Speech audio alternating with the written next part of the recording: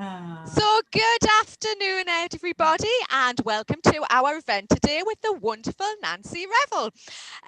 Can you please make sure that your microphone's switched off and that your camera's switched off throughout the duration of this afternoon's talk, please? We have the wonderful Tom on tech support, so if you have any problems, he'll be able to help you out. And also, if you have any questions that you would like to put to Nancy, if you can just type those in the chat facility and I can ask those at the end. So normally at this stage I'd wax lyrical and tell you all about the person, but I'm actually going to let Nancy do that herself because she does it much better than I do. So welcome, Nancy, and can you tell us a little bit about yourself and how you became a writer? Hi Pauline, and hi everybody. This is still a completely weird experience doing it this way. I'm just so used to sort of walking into the Word and looking at it and thinking how gorgeous it is and seeing everyone's faces. So I'm Nancy Revell. I split personality. I'm also Amanda Revell Walton. That's my real name. But I write under the name Nancy Revell, and I write a series of books called The Shipyard Girls. And we're up to book number 10. So number 10's just come out, and that is The Shipyard Girls on the Home Front. And that has literally just been published over the past week. I don't know how many people out there, because I don't know, I can't sort of see you all. I can see a few nice faces. But I don't know how many people out there know the series. But it's basically set during World War II, and it's focused on a group of women that worked in the Sunderland shipyards during World War II.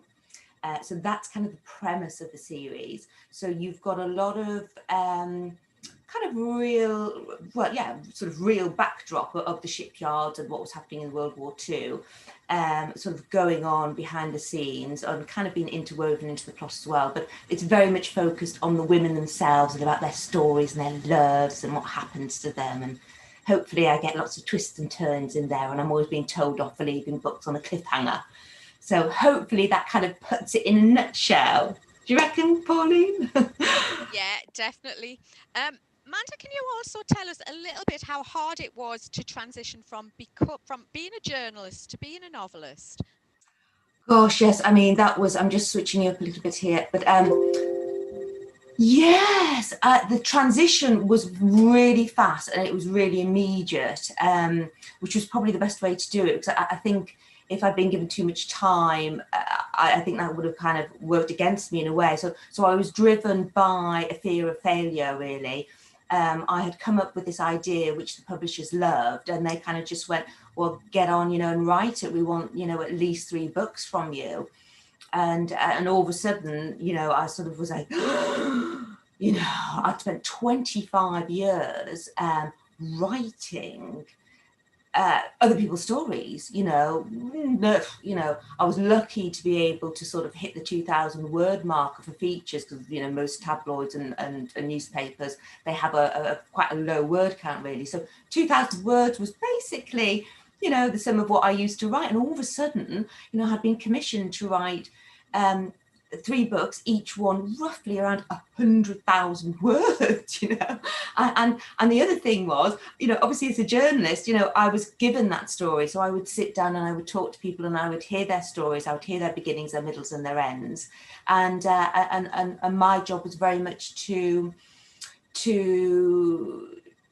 write about it, to get inside of their heads and to write their story. Whereas all of a sudden I was given this blank sheet and said, you make up the story. So that was really, really scary, but also really exciting. So I don't know if that really answers your questions. It was scary, it was hard, it was quick. And I just thank the Lord that, I seemed to do it okay, because they wanted more books. Do you think actually having been a journalist, or do you think that did help your creative process as well? So, or did it hinder you as being an author? It certainly didn't hinder. No, I think, funny enough, when I first started journalism, my love had always been, and my want had always been just to write.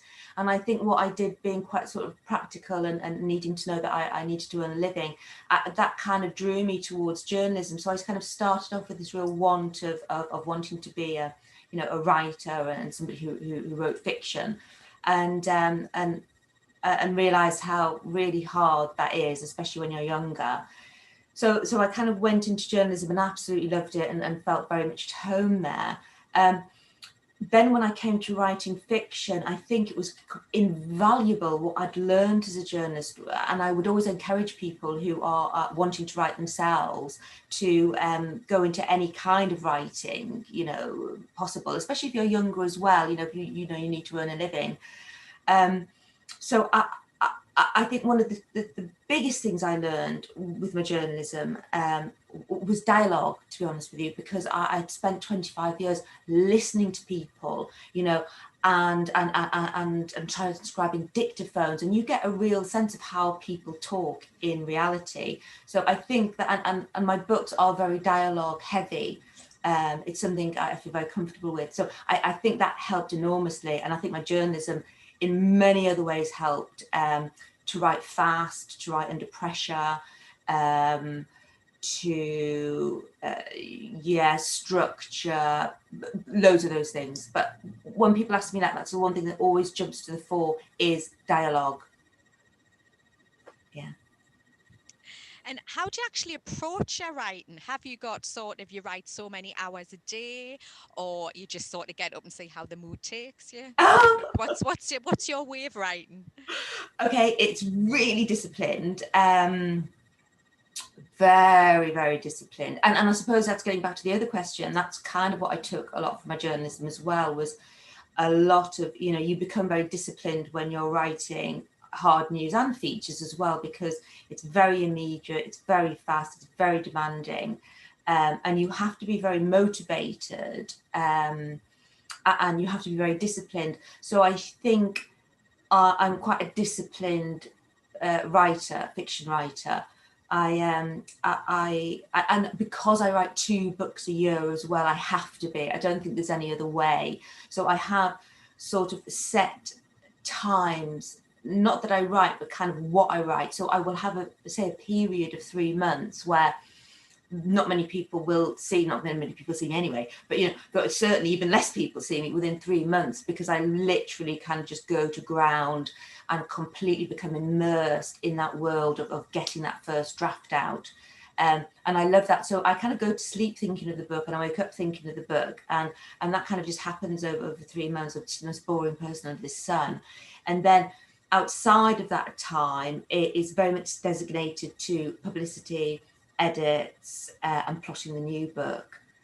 So I guess my time is divided more within a month, really. With regards to daily writing things, I know a lot of people who write like to know this. If you're not working, what I find works for me is to get up quite early when I'm quite sort of fresh, and I kind of work up till about sort of 2 o'clock, really, till I really begin to feel quite tired and feel like I've had enough, and then I will sort of walk away from it, go and do something nice. I used to walk my dog when I used to have my lovely dog, but then on the afternoon I tend to sort of mull things over a little bit more. So that's roughly how I work, really. And I've got to ask you, obviously you've mentioned you do write under pseudonym. Why did you choose to do that? That's really interesting, and that was the start of my learning curve with regards what it's like to work in the publishing industry, because working as a journalist and then moving into the world of books and publication is very, very different. And the first thing when I first sat down, as I was still a journalist, so I sort of went to the offices of Penguin Random House, and it was all very exciting, and we were talking about the books, and they said, well, have you thought of a pseudonym? And that seemed to be something that I think is the thing that people do when they write books. They tend to find a pseudonym. So how mine came about was my lovely editor at the time. said that she really liked the name Nancy and felt like it was very reflective of the kind of books that I write, and of that period as well. And I'd always liked Nancy. I thought, oh yes, no, I like Nancy. I wouldn't mind being called Nancy. And we were discussing sort of surnames, and I said, oh, I would really like to keep some of my own identity. So I suggested my mum's maiden name, which is Revell. And I'd always kept Revell within my byline of my journalism. So it was Amanda Revell Walton. And I was always at pains to tell people it wasn't hyphenated and that I wasn't double-barreled. And which is, so I took that Revell, and it was just synchronicity in a way, because then, you know, during my research, I found out all these things about my mum's family and how they had all worked in the shipyards, all the men anyway, and it just so worked, really. So that's how the name came about. That's great, and I don't think I've ever spoken to you about that in all the years that I've known you. Oh, that's interesting. So we've got a question from our audience, from Sue Smith. She says, can you ask Amanda how she structures her plot? Does Amanda know the plot of the entire series or one book at a time? Oh yes, I'm terrible. Honestly, I wish I could be a plotter. It would make my life so much easier, and my nerves would be less frayed.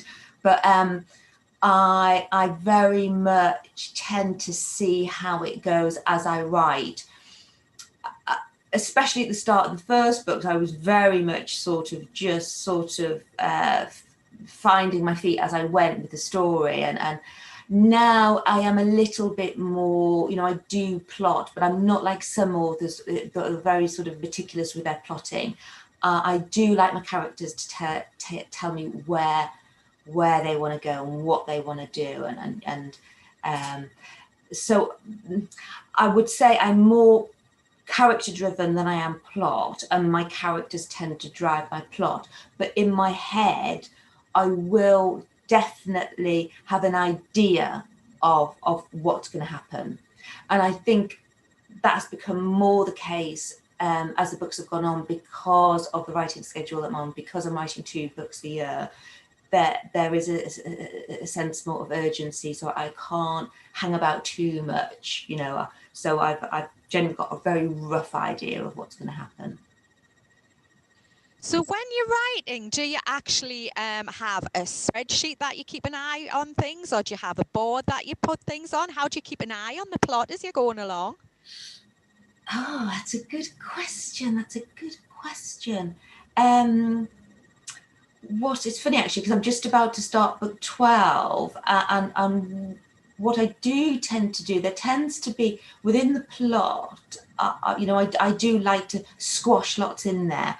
So I tend to have sort of one main plot, one secondary plot, and a third plot sort of rumbling around. So I will keep an eye, as I write, I'll keep an eye on making sure that I don't lose the thread of that. So just say I've come to say a third of the way through the book, I will look back and think, actually, I've not really mentioned that so much, and I need to bring that in more to the fore. So I suppose I'm always looking back and checking that I've not lost sight of that. Yeah. Does that make sense? It does. I just have this vision in my head that all authors have got these like sort of things on the wall where they put little pins in, you know, like in a crime room when they connect things with bits of string and things. Well, do you know? No, I did. I really loved the idea of that, and I thought, oh, that sounds so nice. So I did that once. I painted my wall white, and I was like, right, I'm going to be, you know, I'm going to have all of these things.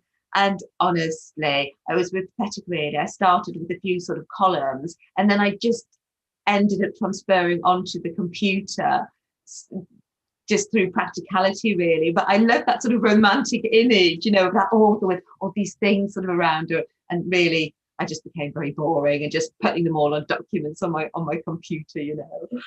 It's like Roald Dahl's got a writing shed as well, and I think in my head all authors have got these little writing sheds that they go into as well. But Yeah, in an ideal world, it would be lovely, wouldn't it? We've yeah, got another question from the audience, Manda. yeah. It says, "Hi, Manda. I absolutely love the series. I've just started book 10 and can't wait to find out whether Helen finds happiness. Do you have an end in sight for each of the girls, or do you plan for the end of each book?" That's a good one. Oh yeah, that is, and that's lovely to hear that you live in the book and you're just starting at 10. Um, um, yes, some of them do and some of them don't. At the moment, I'm looking obviously to book 12, which will bring us to the end of the war. So I am definitely looking at how some of those characters are how their stories are going to end or perhaps continue. It's really interesting that you mentioned Helen, because she's one of my characters that just completely did her own thing. She was not meant to be like Helen was meant to be. She was meant to be a real baddie. She was meant to be my nemesis. And she just ended up being really, really much more empathetic character. I have got an idea of what's going to happen to Helen in book 12, but I think I would be lynched if I didn't. So there is going to be an so a sort of ending to her story, and some of the women, I suppose it's going to be an ending and a start, really. That's the juxtaposition between the series, is that it's the end of the war, but it's the beginning of a new time, isn't it? And it will be a beginning of a new life for most of them as well, because most of them obviously will be leaving the shipyards and looking at what they want to do with their lives. Yes, so I don't know if I've really answered that. I mean, apart from that, I've got plans for Helen for sure. Yeah. So, of all the scenes that you've wrote, which has been your favourite one to write and why? Oh, now this is a real hard one. And, the one that kind of springs to mind, and there's lots that I particularly love, especially when I get to sort of kind of do the happy endings. I really like to write those because it's, I do like my happy endings. And but that I think the one that I really reveled in, and I do get quite a bit of feedback on this particular scene, and I try not to spoil it for anybody out there who hasn't read all of the books up to date. But there's a scene with Pearl, and Pearl is a particularly tricky character, and but I do like Pearl. And there's a scene in near the end of one of the books where she really comes to the fore, and oh, I just loved writing that scene, and it was really empowering because it was just like, she she'd got her, oh, I don't know how to explain it really. I just loved the fact that Pearl was able to come to the fore and do what she did. Yeah. So, obviously, we've mentioned you're on book 10 now of the Shipyard Girls series. How much the characters are part of your life? Oh gosh, too much. Too much. They are very much take up a huge percentage of my life, and I think that's the only way. I think if you're going to write, I think you've got to just completely be prepared to become a little bit of an oddball, really, and have all these sort of fake friends that are in your head all the time that you talk to. So they are a huge part. I'm always, especially when I'm at the start of the book, and I'm really thinking about what that character would do or what that would do, or what would happen, how would her reaction be to that. So I'm always thinking, I'm always trying to get inside of their head. I'm always trying to kind of put myself in their shoes in a way. So they're very real and they're very with me all the time. Yeah. I'm not surprised. I bet you wake up in the middle of the night and think, oh, such and such will do that. And oh, such and such is going to do that. You know what? I do. And it's wonderful because, if you can't sleep, I think it's a great thing to do if you can't, well, if I can't sleep anyway, I will just think, okay, and then I'll just let my mind sort of drift off into that story, and sometimes I get really good ideas then. So insomnia isn't sometimes such a bad thing. I love it. Insomnia, the writer's friend. So you've mentioned that Helen obviously changed as a character. Have any of your other characters changed as they've gone along? And has that development surprised you in any way? Yeah, I think funny that we were talking about Pearl. I think Pearl certainly did. I mean, she's sort of taken a little bit more of a back seat now that she, since that particular scene I was talking about. But she certainly changed, not in a totally dramatic way. I mean, she's still, she's still pretty hard nosed, and she's still, not too keen on showing her soft side. That is still quite very deep. But she definitely sort of changed from the beginning of the book. And I think when she first came in, I think it was in book 2 she came in, and her sort of very gradual change. I like to think all of the characters changed a little bit because I think we do as people. I think to make them real, I think they have to change. I mean, having said that, there is certain characters, I'm thinking of Charles Havelock as being one of them, that doesn't particularly change because he is so enmeshed in the way he is, and he's a very unchangeable person. And I do think there are people like that in real life, but I think generally, I think we all change, and especially when things happen to us, we can't help but change, can we? Yeah. Definitely. And all of your women characters are really, really strong characters. Are they based on anyone you know? Oh gosh, loads of women that I know, so many women that I come across, talk to, have interviewed.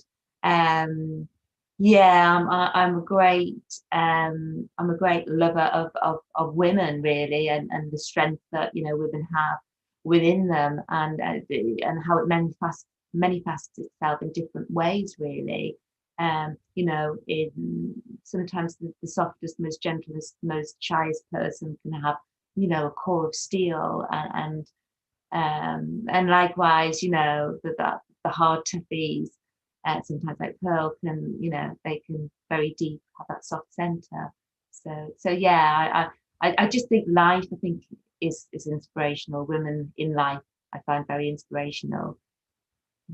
I couldn't agree more. With your, apart from your main characters, who's been your favourite character to write? I do quite like writing the baddies. So because you can just really kind of let yourself go. And I must admit, actually, my first baddie in it was um, I actually based his character. The readers will know the original one that ended up in the bottom of the wheel. Rosie's uncle Raymond was actually based on a paedophile that I had done a lot of work on. I mean, not obviously totally, but in his demeanour and his looks, and I had studied him from afar. So that was very much based on somebody real, and I kind of quite enjoyed writing that. Maybe it's because it was based on somebody who's real. Yeah, gosh, I've completely forgotten the original question. Of a certain age. Sorry, I'm not laughing. It was look, I've forgotten the question now. It was, are they based? No, it wasn't that one. No, it was. It was, are they based on anybody? What do I Oh, enjoy yes, writing? writing, yes. I think, oh gosh, but that again is really hard because I love writing Dorothy and Angie, because they are such they're such a duo, and I love being able to write their dialogue and how they spark off each other. And I love the fact that I can bring humour into the books with them both. And again, they both develop quite a bit as characters. So I do like them, and I'm probably thinking of Dorothy quite a bit at the moment because she was in the last one that I've just written, which is Mistletoe Under. Shipyard Girls Under Mistletoe. She's quite prominent in that. So I suppose it depends which one I'm really focused on. So at the moment it's very Dorothy and Helen. I obviously I like all of them really. Yeah. Terrible. You would like them all, because they're like your children, aren't they? So Yes, they are. And maybe, that might be how I've kind of fed into the fact that, I've not been able to have children myself, that that sort of creativeness that I guess you have as a nun, kind of gets fed into my characters. Yeah. Got a comment from Sue Smith. She said Dorothy is so sassy, lol. She obviously likes Dorothy. And Sue's asked another question here. Yeah. I love that I live in Sunderland and can picture so clearly the areas that are described in the books. Miriam's house, a real house. Is Miriam's house a real house? And is it the house that is right on the corner of the side of Cliff Road and Park Avenue with Roker Park to its left? I live in that area and have been trying to suss out which house it is.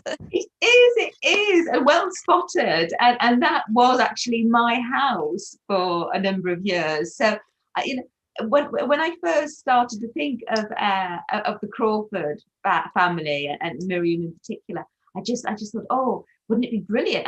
Why can't I have a living in the house that I'm living at? It would be just perfect. And that area of Broker, which I'm sure you know, was very much a lot of the upper crust of the shipyard managers and owners, and quite a few of them lived in that area because, of course, it was quite near the north side. So I just thought, well, that kind of totally fits, you know, and it was really nice for me to have that, you know, that house I knew so well, and it would make it so much easier to write and have the characters sort of, you know, which bedrooms they stayed in and stuff like that. So yes, you're right, it is that house. Yes. Well spotted, well spotted. So let's talk a little bit about your research. How did you go about starting your research for the Shipyard Girls? Oh, that was kind of mammoth. And you know what? The first memory that I have, or when I realised that had been acquired to write these books, which I say was met with sort of excitement and fear. The first thing I just remember just reading, getting as many books as possible on the shipyards. Very much. I mean, I knew generally quite a bit about World War II and that period, but you know, I did feel like I was really lacking my knowledge of the shipyards, even though, you know, I had been brought up in Sunderland. You know, they were so much part of the landscape when you know, when I was brought up, that you didn't even really think about it. You know, it was just, you know, the cranes and the metal and the ships and the weir was just, yeah, it was just kind of part of growing up. But I realised I didn't actually know that much about it. So the research straight away was books. Buying books that local authors had written, local historians had written, that were very specific to that area, specific towards shipyards, and particularly at that time, because there wasn't an awful lot on the internet. And then before I moved back up to Roker, to the house, I had a visit and went to places like the Maritime Museum and met people that had worked in shipyards during that time. So I did that physical thing as well, of actually going and seeing where the shipyards had been and talking to people who had worked in shipyards at that time. So it was huge. Yeah. Sounds like a mammoth task. It was. Yeah, I bet. We've got a question from Katie again, and it's about research, but a different kind of research. The way you handle Belle's secondary infertility was very sensitive, and Helen's miscarriage was dealt with sensitivity too. As someone who battles infertility myself, I was wondering whether you researched the impact on these on women at the time or women now. It was much more taboo back then than it is now. Yes, and to a certain extent, I think it's still quite taboo now. Less so, I guess. So it's lovely to hear your honesty about your own infertility, and as I've just said, you know, I was unable to have children as well, and I went through IVF and many years of trying to have children. And was diagnosed with unexplained infertility, which kind of makes it a bit more frustrating because they just don't know what's wrong with you. And I did write about it as well. So I felt that was something that I had confidence also to be able to write about in a way that was sort of sensitive. I had also actually I've done an awful lot of stories as well during my journalistic career on women who hadn't been able to have children, or had gone through IVF and had children. I think I've done just about every baby story there was under the sun, and I'd written a lot about the subject. So I felt like I had a really good understanding about it anyway, but having experienced it myself, and sometimes it's the small things, isn't it, that I kind of hoped came across with that. And as I say, I didn't go into it massively, but I did like to touch on it with Belle. That some of those feelings that you have every day that people don't maybe realise. There wasn't very much written about it at the time, which was kind of understandable, and I didn't really expect to find that much about it. But it did really make me think how even more distressing it must have felt for a woman at that time, because being a mum was even sort of more enmeshed in society and acceptance at that time. So I was kind of thinking how much more somebody like Belle must have felt really alienated, and how much more it could have affected a woman at that time.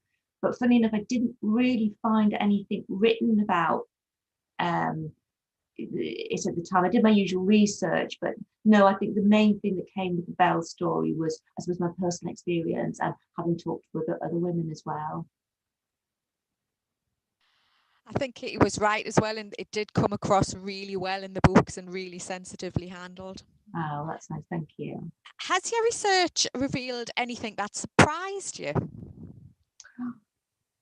Oh, I think I'm constantly surprised by the work that the real women did. And I'm always like banging on about it. And there's hopefully going to be this statue to commemorate the women. But I think that's a constant source of surprise for me, even though I've been doing it for so long.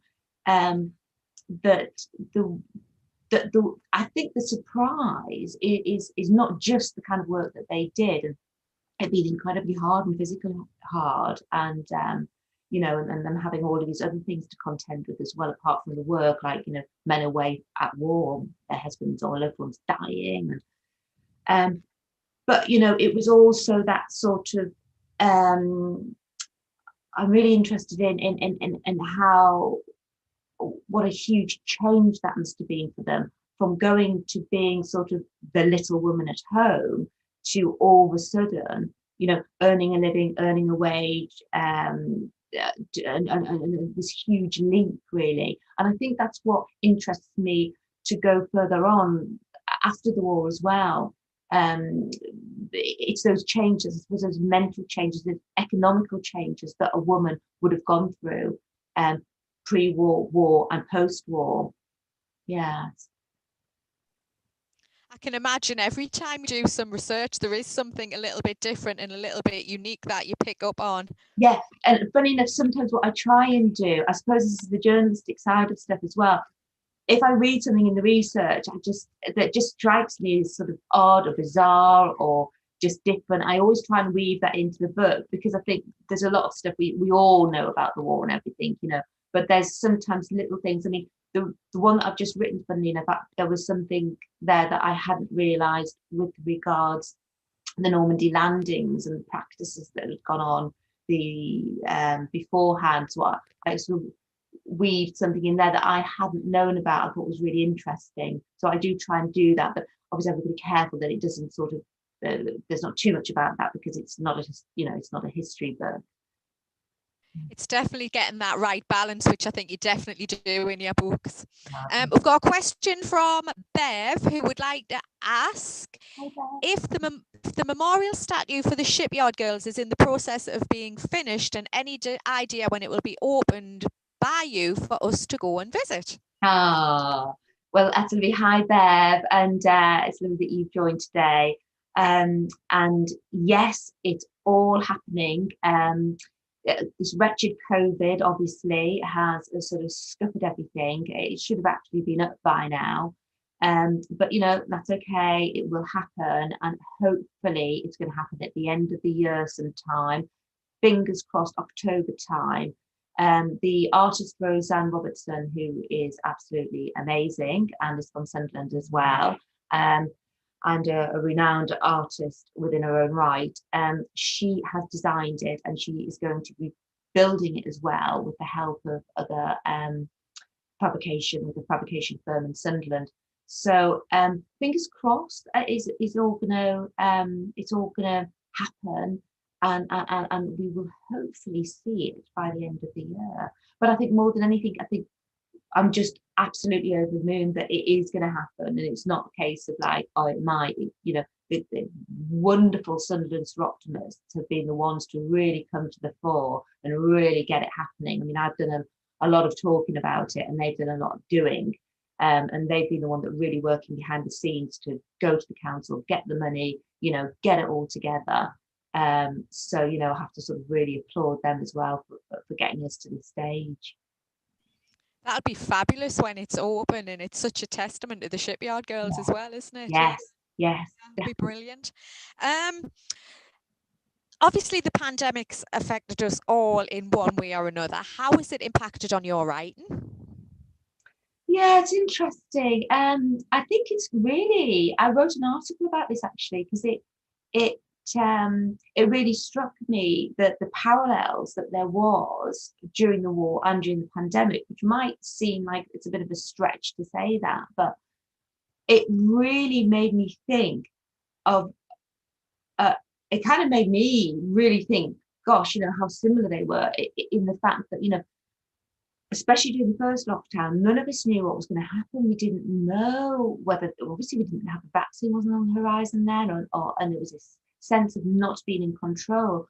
So I felt like I felt even more how the women must have been feeling during the war, that sense of not knowing, of not being in control, of having this kind of unknown thing out there that we didn't know whether we're going to be able to beat it or not. And that sense of sort of fear as well, that fear of catching something that may kill us, may kill somebody that we know and love, just like everyone was living in fear that their loved ones could die abroad, or they might actually die in an air raid. So yes, very, very, it was very poignant as a writer to sort of go through that. I mean, it didn't change my life that much, in fact, that I was still very much sort of home-based, and very much living within my own little bubble to be a certain extent. But it did make me really think as a writer. Oh, definitely. As I say, it's had such an impact on everybody. Yeah. Hopefully we're at the end of the tunnel, or heading that way. Fingers crossed, definitely. And then we can get you back in the Word as well. Oh, I know, I do miss it. Although this time I want to sit in that lovely chair that you sit in. You'll have to come to Jarrow if you want to sit in my lovely orange chair. That's a Jarrow. Yeah. I love it. Great, isn't it? The storytelling chair. Yeah, question from Sue Smith. Are there any plans to televise the series? How fabulous would that be? Would you be happy for that to happen if a production company approached you? Oh, very much so. And somebody, funnily enough, rang the other day,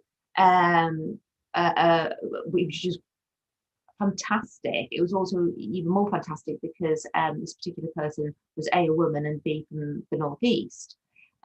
So that's very exciting, and so there's lots of talking to be going on, and that let's fingers crossed. I think what's interesting with it, we talk about how COVID has changed things. I mean, as a writer, it hasn't sort of delayed my writing, but I think with TV, it's really put the scuppers on anything being filmed.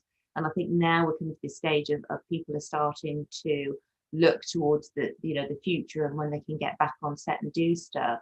So fingers crossed, the series will be acquired officially, and it can start. These things take a long time, but it would be brilliant, and I'm really hopeful, and I continue to push that happening, because I think it would be great not just for me as a writer to see my words become sort of, reality, but just for the area. And, it would be fantastic to see local talent involved and to see the Northeast on our screens. I agree. It would be absolutely fabulous. Who would you like to play your characters if that did happen? Have you got any ideas? Oh, yeah. Yes. Oh, there's and Jill Harpenny would have to sort of be in there, wouldn't she? And oh gosh, yeah. I get people actually writing to me and telling me who they would like to play. Yes. Yeah. There's loads of Northern talent, isn't there? Yeah. It would be fabulous. And don't forget, I'm always available for a cameo at any stage. Oh, of course. It would be marvellous, wouldn't it? Oh. So we haven't even touched on your new book yet. So can you tell us a little bit about Shipyard Girls on the home front? Yes, it's very focused on Dorothy, who we were talking about. It's set during the period, the beginning of 1944, and it takes us to June 1944 when the Normandy landings happened. And very much that was it's funny when we talk about plotting, that ended up being something that really inspired the stories when I realized that had happened during the war. That was a period I was writing again about that. Gave me the ideas for that particular book because it was such a huge part of the war, and it basically was the tipping point of the war, obviously, and it was very much coincided with what was happening in France as well. So of course, Peter was out in France, so I was, oh great, I can get Peter in, and he was working with the Resistance, which obviously we were at the time. So it's very much focused around the shipyards working and getting the landing crafts out in anticipation of the Normandy landings. And obviously it's all the characters and what's happening to them in the background. So a real focus on Dorothy, a real focus on Rosie and Peter. And obviously all of the women feature it in some way. And what plans do you have for the next book? Because am I right, there's 2 books left in the series? Yes, so after this one, we've got the Shipyard Girls Under the Mistletoe, and then there's the final book, which and we might have a title for it actually. That's just been happening this week, which I'm sure I'm allowed to say is 3 Cheers to the Shipyard Girls, which I love that title because it's really sort of celebratory and it's sort of so that will take us to the end of the war. And I'm not sure what's going to happen after that. So yeah, open to ideas. If anybody out there has got any ideas that they would like to see, how they would like to see the series continuing, very much appreciated. Do you have any plans to ever write anything else, or a totally different series, or a standalone? Yes, I mean that's kind of what I'm thinking of at the moment. Yeah, there's a lot of things sort of swirling around the head at the moment, and possibilities of perhaps a contemporary series, and perhaps kind of continuing the Shipyard Girls but in a different way, so not maybe taking a character from there and developing that character, or perhaps just kind of starting with a blank sheet and afresh and doing a sweeping saga. I don't know. I've got to really start on I said to my publishers, I said, well, I'll do book 12, and I'm sure something will, as I'm not very good at plotting, so hopefully as I'm writing book 12, something will come to me.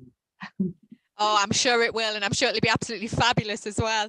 We've got a question from Lucy that says, would you have liked to have worked in the shipyards yourself? Oh, that's a really good question. Isn't it? Yeah. Oh gosh, I never thought of that. I think I would really like to sort of be part of their squad and their gang. I would really like that. Probably why I really like to write the women. So I would like that part of it. I don't know, if I'm honest, how much I would like all the really hard work and being out in the winds and the rain and all of that cold. I'm a real softie. But I think there's another part of me would quite enjoy the physicalness of the job as well. So yeah, I don't think. I'm just thinking whether I would have liked to have worked in the offices or not. No, I think I would have to opt and be with the women somewhere in that shipyard. My husband welds, which was why I chose them to be welders, and I've seen him working a lot, and that sort of that's a really interesting skill, and I would have quite enjoyed learning about that, I think, as well, and getting that skill in the world. So you've got a really good question. Yes. I agree. That was a really good question. I'm not sure I would have liked to work in the shipyards, to be honest. I know. I would have liked all the camaraderie and that kind of thing, but the cold and no, definitely. And the long hours, and gosh, they really, that hours they worked. Oh, yeah. I think we're fairly lucky doing what we're doing, I have to say. I know. I think the thought of it is really good, but I think the reality might be a slightly different matter. Definitely. We've got a question from Sue as well. She said, do you have any advice on how to advise primary school children to write stories? That's really interesting.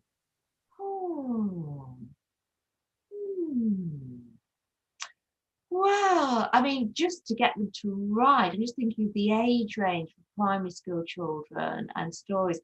I think with that age, I think I would just be really encouraging them to write. And I think if I was, their teacher, I would be just getting them to put pen to paper and not letting them worry too much about sort of spelling or grammar or anything like that. Trying to sort of get them interested in it before applying those rules, of spelling and grammar.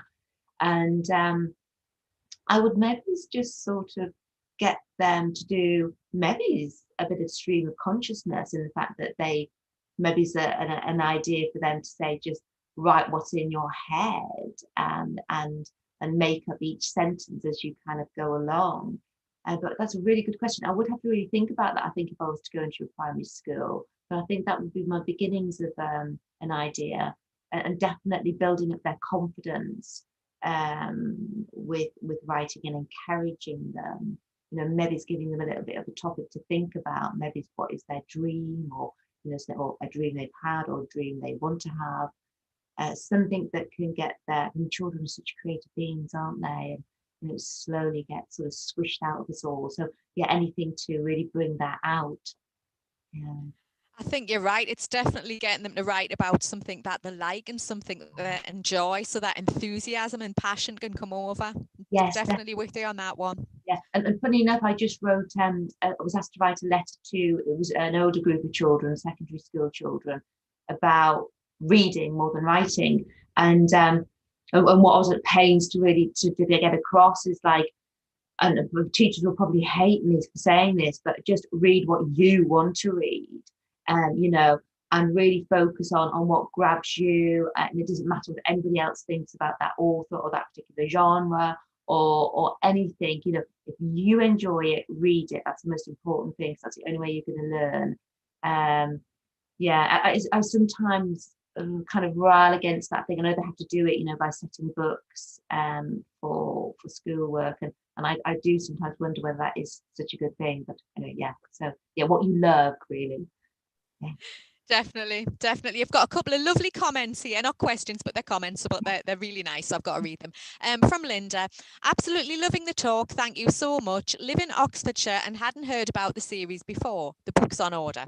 Can't wait to get started. Thank you, Amanda. Very inspirational. Oh, that's lovely. Thank you. And then from Sue, did you speak to people who had worked in the shipyards to get a feel for what was involved and the noise levels? That really comes across in your novels about how loud it was. Yes. It's interesting, actually. My everyone I spoke to talked about the noise, which is why I was at pains to make sure that came across. It's really interesting, actually, because when I do scenes, I can't have them talking during their working. While they're working, because it would be unreal. They wouldn't be able to hear each other, which is why I've got them talking a lot in the canteen or afterwards or in different settings. But that I did talk to some women who worked in the shipyards at that time, especially in the early period of the research. And they definitely talked about the noise and the smells, and the camaraderie really came across. And funnily enough, they didn't really, maybe this is sort of a woman thing, and especially of that period, they didn't really talk about, you know, how hard at work it was. None of them moaned about it at all. And that kind of fascinated me, the fact that they just kind of got on and did it. And they seemed to take a lot of pride in doing what they did. That really came across strong with the women that I talked to and interviewed. And then I found this brilliant website, audio recordings on the Imperial War Museum that had interviewed women back in the 80s. So they would have been about 60 at the time, who had worked in the shipyards during World War II. That's still very, if anybody is interested, that's fascinating to listen to. And you really get a sense of what life was like during that time. Yeah.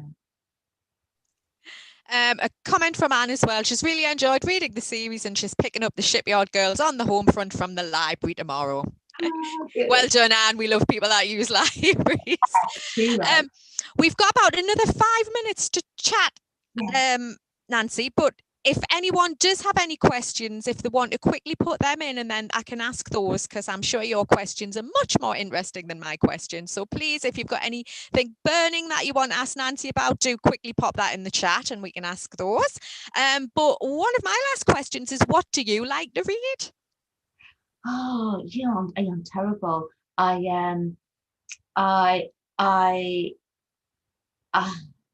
like to read lots of different things, and I do swing. I can find an author, and if I like an author, I will completely binge. You know, you really sort of just want to read everything that they've written, and I think that's the joy when you do find an author that you like. That's the joy of it, and then you get kind of impatient because you want them to write faster, don't you? So I read a lot of, I like reading autobiographies because I find other people's lives completely fascinating. And I think there's something that when you're reading something and you know that it's true, or just about true, you might be given a few thrills, but generally. So that I find very interesting. I do still find real life very interesting, but I suppose that's my journalistic background. And I love just anything that's just got a really good story. So I don't stick to one genre. You know, I love my crime, but you know, I love sort of, you know, loads of other different types of books as well. I mean, sometimes I hear about an author and I think, oh, I'll give them a try. And I'm terrible at downloading samples on my Kindle. I think we all do that, don't we?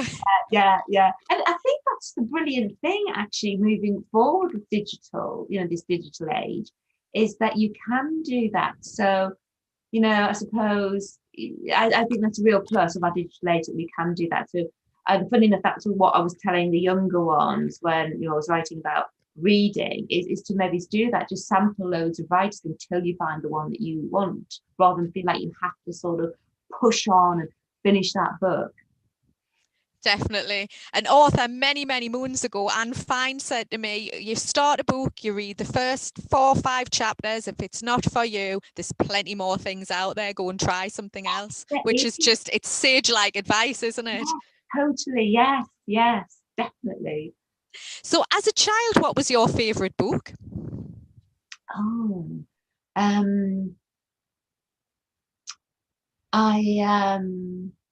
I wasn't a huge reader when I was a child. So I don't know if I can kind of answer that question. I did. I was maybe a bit of a strange child.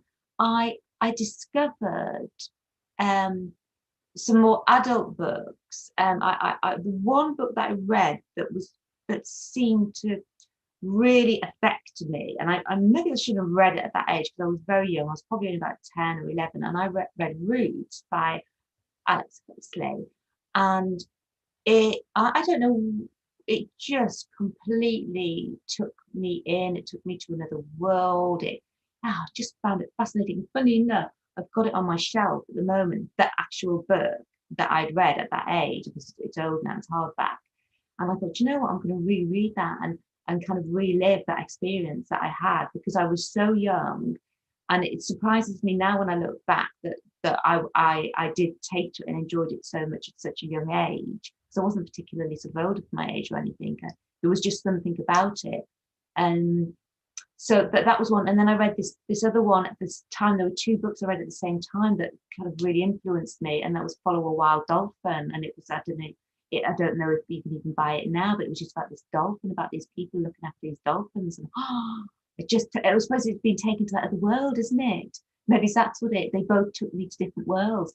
But the Roots one really, really educated me, and I felt really, outraged at the injustice of what life can, life can be. So yeah.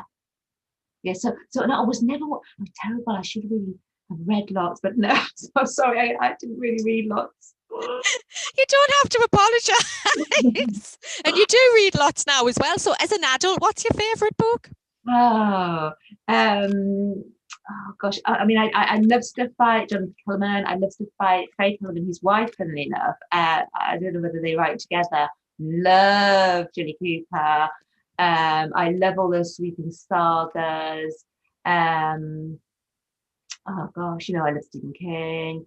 I'm just looking at my bookshelf here as we're talking. It's got all my research books here, so I'm not helping myself too much, am I? Yeah, anything with just a really good story. Yeah. I'm with you on that one. As long as it's got a good storyline, it doesn't matter what genre it's in. It's the story that's the important thing. Yeah. So I've got one last question for you. And if you could tell your younger writing self anything, what would it be? What advice would you give your younger writing self?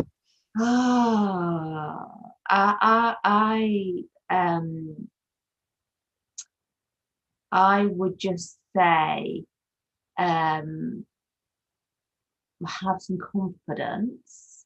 I was told quite early on that I wasn't very good, but that didn't stop me writing, which is good. So I'd probably say, good, you're doing what you should be doing, which is, not listening to those teachers that told you weren't any good, and good, so carry on in that way. And I would probably say to myself, have some confidence, because writing's not about what other people think of you. Writing's about what you're feeling and what you're getting from it as well. Yeah. Is that okay? That's great. Well, as always, it's been absolutely fabulous talking to you. We've got one last comment from Sue. She'd like to thank you, Amanda. She says the Shipyard girls have helped her get through lockdown, and thank you for taking the time to talk to us about the books. And I'm sure that your books have got a lot of people through lockdown as well. So that's absolutely fabulous. Well, that's a huge compliment for me. And I have messages that tell me that, and I just say, wow, I'm such a lucky author in the fact that, I do have readers that are very interactive, and they do, it's such a compliment to know that I can take people who want a bit of escapism, and I can take them somewhere else and give them a little bit of a reprieve from what can sometimes be quite hard times. So that's lovely. Thank you. I think you do that, and you do that very well. So hopefully we'll get to talk to you about your next new book at the Word, hopefully in December. Yay! But thank you so much for talking to us. Thank you to our wonderful audience. I think there's been a little problem with my sound at times, so I do apologise for that if I sounded like a Dalek or there's been a lot of whistling or anything. The joys of technology and the joys of interviewing people on Zoom as well. Yeah. But thank you for coming. There's lots of events on the Words website, so do check those out. And once again, thank you so much, Nancy. And well, thank you everyone for having me. Thanks everyone. I can't see you, but it's been lovely to be here. Okay, bye-bye.